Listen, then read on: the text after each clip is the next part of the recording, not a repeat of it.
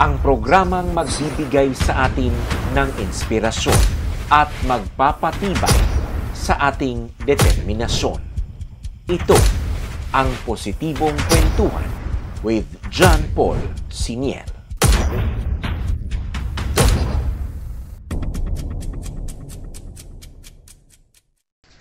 Maayong adlaw kaninyong tanan, mga pinalangga kong iDoCuers. This is not a Positibong Kwentuhan segment, but rather an update of our Positibong Kwentuhan that we've produced sometime February. So, kining storyaha mahitungod ni atong docu-talk nato nga Positibong Kwentuhan entitled Iho River, mas dumami ang ginto sa Iho River matapos ang landslide. I forgot the title actually because of many titles that we've created. Now, naiusa ka netizen after it was shown on YouTube and Facebook. Naiusa ka netizen nga nag-comment and then nag-message gyud sa kuha. Her name, ako mang ipakita din no. Her name is Ako si Yoshi. Mao na ang pangalan sa iyang Facebook. And then, as far as I can remember, we have 3 subjects shown and discussed. One of them, si Kuya Jaime Maluya. And then, katong iyang partner nga si Rodel Navarro. Tama, Kuya, no? And then, katong magtiayon nga si Julius o si Christine Mangaw. I want this documented in the presence of their barangay kapitan sa diri sa kining barangay Limbo para kinibang kadtong naghatag makakita nga nigidawat gyud ang gihatagan ingon man makakita apod mo nga kaning salapi nga 10,000 pesos nga gipadala dinhi sa ato ang sa iDocu moabot gyud sa ilaha. And the instruction was ingon jud ko nga sila na lang untay mo padala. I really thought nga taga diri lang. Pero naaman na isa sa Japan. So gipadala na lang ang kwarta. And the instruction was 3,000 for each of them. Kay tuluman sila kabuok. So that would be 900 pesos. That would be 9,000 tanan para sa ilahang tulo. So 3,000 para kay Kuya, 3,000 para kay Rodel Navarro, and 3,000 para sa magtiayong Julius o Christine. Pero nibalik mi dinhi March, usa ta karon kap? March 6, 2024. Kay mao pa ni na libre na mo nga panahon.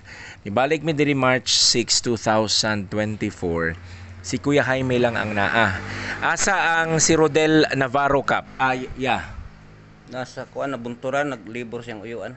Contraction ba? Okay. Si Julius og si Christine Mangaw, kabalo kag asa?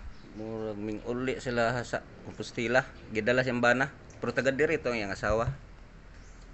Okay. So, kay wala pa man sila,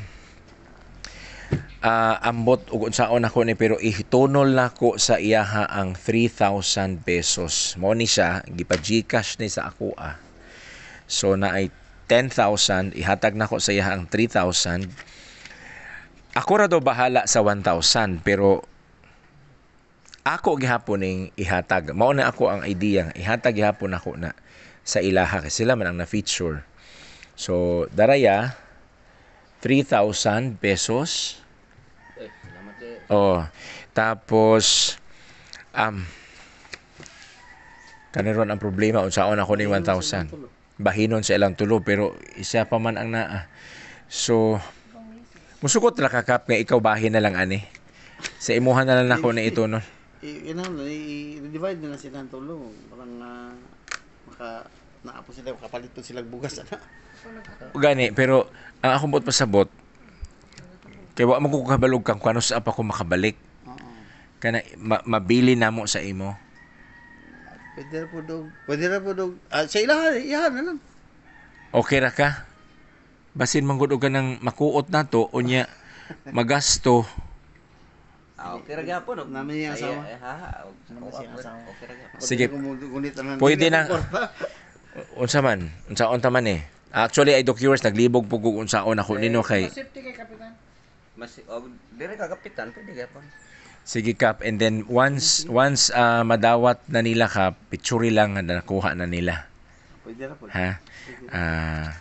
Sus maura po na atong ikako hasta gamaya ni salapi para Daot na. ato aning ipalit og ilimnon. Kagamay ano. Mauman. So Kap, naa siya 333 pesos nga sobra ani.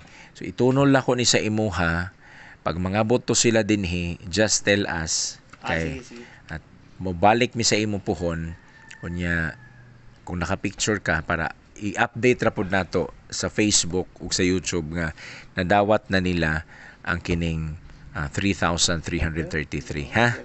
Okay. So unsay masulti nimo ya sa nagpadala ni ining salapi tungod kay nakita niya ang inyong kahimtang dili gyud lalim makakuha og bulawan sa Iho River. Ako mong kaistorya nga dako lang may pasalamat nga wa po may magdahom nga aming abot po ning grasya nga gihatag. Dako lang kay salamat. Na grasya ba nga giabot. Ginireviews man ka? Wala man. Normal. Okay, normal. Nalipay kaya? Sobra. Okay. Sige. Okay, DocuViewer, salamat kaayo. Ako si Yoshi. Thank you very much for watching the Docu Talk, and then thank you for watching the episode. Nakita na nimo nga nadawat nila ang kwarta, and then the rest of the money para sa kang Mangaw couple and kang Rodel Navarro gi-turn over na mo kay kapitan para sa kapitan na lang ang muhatod ani. Rest assured, i-follow up na mo si kapitan para maka-update me og picture nga nadawat na nila ang ilahang bahin gikan sa usa ka OFW nga nagtrabaho sa nasod, Japan. Para sa iDocu, ako si John Paul Siniel. iDocuers, kabalo ko nag-extra na ko sa kining update pero wala pa may minakahawa din sa balay ni kapitan. Niabot ang asawa ni Oliver di ay namali dai ko sa ko ang pangalan naa si Rodelyn Navarro, ang asawa ni Oliver Navarro. So Lynn, di ba gi-interview na ko imong bana, no? Unya na amang ka ato, di ba? Kakita ba ka sa YouTube, ana? Na ay nagtanaw na taga Japan. Nakakita siya, nagpadala siya sa akong Gmail. Kay ipang apod-apod na ko sa inyo ha. Tulo ka buok man mo na interview. Si Oliver, si Kuya Jaime, o katong magtiayon na si Julius o si Christine. So Gmail man dili man medyo bungkig man. So ang bahin gyud is tag 3,000 mo kada usa. Nay mabilin nga 1,000. Unya ako may gipabuot. Ang akong pagbuot is that ang kining 1,000 bahinon ra gihapon ninyo. So 3,333 ang imuhang madawat. Okay? Ihatag na lang ni kang Oliver ha. Ang wala na, Tony Jaime po, sisilyohan ba itong 330? Okay, pasinsilyuhan pa ang 1,000 para mahatag sa imuha ang 333. So, grasya ni gikan sa langit kay nakakita sila unsay imong masulti sa nitabang sa inyo. Ang nasalti na salamat kayo sa grasya. Kana lang. Ah. Okay. Salamat kaayo Rodelyn. Si Rodelyn murag tipid jud ni kaig istorya bisan sa una pa. So, thank you. So at least na kompleto na nato ikaduha no samtang wa pa ta kauli. Okay. Sige. Thank you ha. All right, iDocuers, human na to ma-interview si Rodelyn og nahatag sa iya ang 3,000 pesos. Nya samtang nagpaabot siya sa 333 gikan kang Kuya Jaime, niabot ang igsuon ni Christine Mangaw. So, ang pangalan niya si Efren Mangaw. Kahibalo man siguro mo, awa day mo kahibalo kay karon pa ka makahibalo. Naay nagtan-aw sa Docu Talk nga akong gihimo diri sa Iho River nga taga Japan. Nagpadala siya Gmail sa ako pagkahuman niyang tan-aw sa Docu Talk. nga positibong kwentuhan. Tulo man to ka subject ang ako ang gihisgutan. Imuhang igsuon og ang iyahang bana, si Jaime nga Maluya o kini si Oliver Navarro. So tag 3,000 ni sila. Mao isulti sa ako ang 1,000 ako'y magbuot kung unsaon ako pagbahin. So ang 1,000 gipabahin na gyapon ako sa ilahang tulo, which is 333 pesos 0.33 centavos. So ikaw man ang igsuon para wala na mi balikan, ikaw na lang ang mutuno mudawat ani para ikaw na pud ang mutunol ana sa imong igsuon. Okay? So Efren, unsay imong masulti sa naghatag ni ining grasya gikan sa usa ka OFW nga nagtrabaho sa nasod Japan?